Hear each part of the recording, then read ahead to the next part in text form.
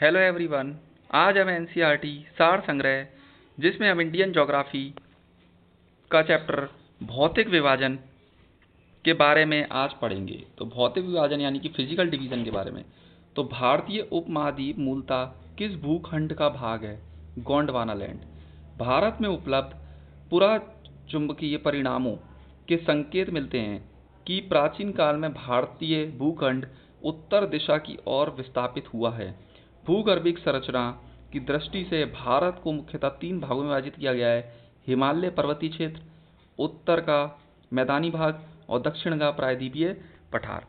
इसके बाद हम आगे देखते हैं।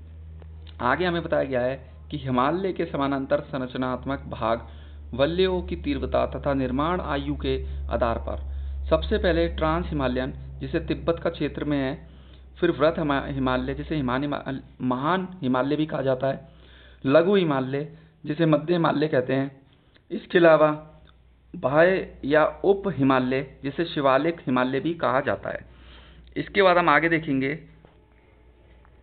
आगे इसमें बताया गया हमें हिमालय का निर्माण समानांतर वलय श्रेणियों से हुआ है। इनमें प्राचीनतम श्रेणी कौन सी है? वृत हिमालय। उत्तर भारत में उप हिमालय क्षेत्र के सहारे विस्तारित समतल मैदान को क्या कहा जाता है? भाबर। हिमालय का पर्वत पदीय प्रदेश कौन सा है? शिवालिक। शिवालिक शैल समूह के दक्षिण में स्थित भाबर क्षेत्र किस संरचना का उदाहरण है? गिरिपथ की स्थिति का। शिवालिक श्रेणी की औसत ऊंचाई 600 से 1200 मीटर। लघु हिमालय किन श्रेणियों के मध्य में स्थित है? महान हिमालय और शिवालिक के। हिमालय की नवीनतम पर्वत श्रेणी कौन सी है? शिवालिक। नर्मदा एवं तापी नदियों के मध्य कौन सी पर्वत श्रेणी स्थित है? सतपुरा श्रेणी। इसके बाद हम देखते हैं और इसके अंदर जो फैक्ट दे रखे हैं। हिमालय की सबसे ऊंची पर्वत श्रेणी कौन सी है? हिमाद्री या व्रत हिमालय। व्रत हिमालय की औसत ऊंचाई कितनी है? 6100 मीटर। पीर पंजाल श्रेणी किस राज्य में अवस्थित है? जम्मू कश्मीर में। पूर्वी हिमालय की तुलना में पश्चिमी हिमालय में ट्री लाइन की ऊंचाई कम है। इसके अलावा उत्तराखंड के पताल तोड़ कुएं किस भाग में पाए जाते हैं? तराई भाग में। अक्साई चीन किस क्षेत्र का भाग है? लद्दाख का। पश्चिमी हिमालय प्रदेश के प्रमुख प्राकृतिक संसाधन क्या हैं? वन। भारत की प्राचीनतम पर्वत श्रृंखला कौन सी है? अरावली। अरावली श्रेणियों की अनुमानिक आयु कितनी है? 600 से 570 मिलियन वर्ष। इसके अलावा माउंट एवरेस्ट को नेपाल में सागर माता के नाम से जाना जाता है। अरावली किस प्रकार का पर्वत श्रेणी है? अपशिष्ट पर्वत। दक्षिण भारत की सबसे ऊंची चोटी कौन सी है? अनाईमुड़ी 2695 मीटर, केरल में है। नीलगिरी पर्वत का विस्तार किन राज्यों में? तमिलनाडु व केरल में।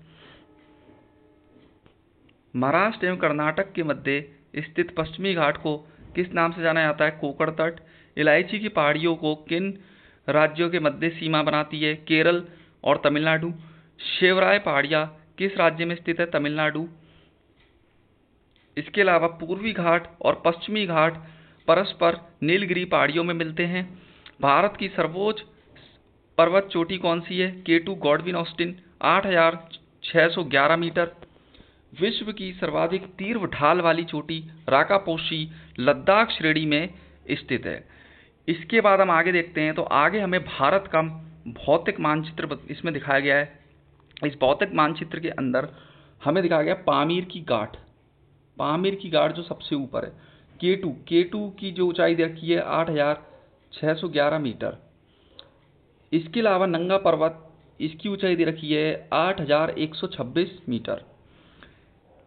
इसके अलावा हमें कैलाश पर्वत दिखाया गया है। नंदा देवी की दे रखी है ऊंचाई 7817 मीटर। धौलागिरी की दे रखी है 8172 मीटर। इसके अलावा दे रखी है अन्नपूर्णा की दे रखी है 8078 मीटर।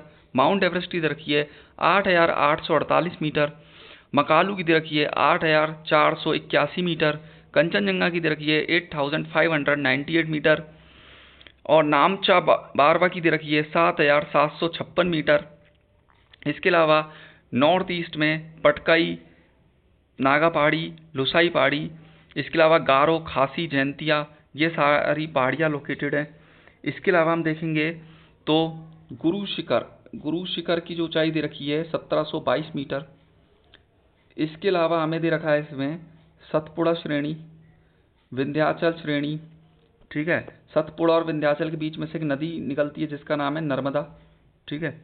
इसके अलावा इसमें हमें दे रखा है सातमाला श्रेणी की दे रखी है ऊंचाई 1567 मीटर। इसके अलावा कल सुबई की दे रखी है 1646 मीटर। इसके अलावा यहाँ पर नीलगिरी पहाड़ी है जो हमें तमिलनाडु और केरल में देखने के लिए मिलेगी। इसके अलावा दोदा बेटा की जो हमें ऊंचाई दे रखी है, यहाँ पर दोदा बेटा की जो हमें ऊंचाई दे रखी है वो दे रखी है 2637 मीटर।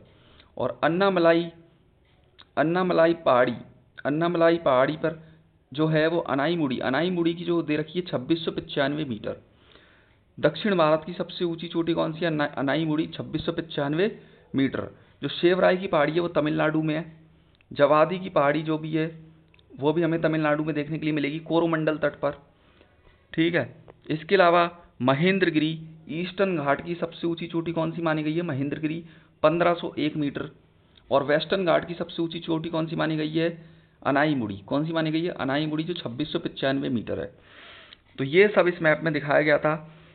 और इस मैप के अंदर हमें ये बताया गया है कि मालाबार तट कौन सा, जो केरल वाला जो है उसे मालाबार तट के नाम से जाना जाता है। और कोरोमंडल तट कौन सा है? कोरोमंडल जो तट माना जाता है वो आंध्र प्रदेश और तमिलनाडु वाला माना जाता है।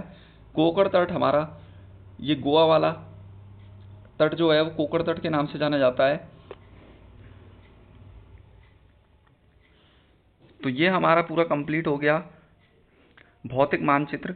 इसके बाद हम नेक्स्ट क्लास में इसके आगे का पढ़ेंगे। तो आज के लिए बस इतना ही। Thank you so much.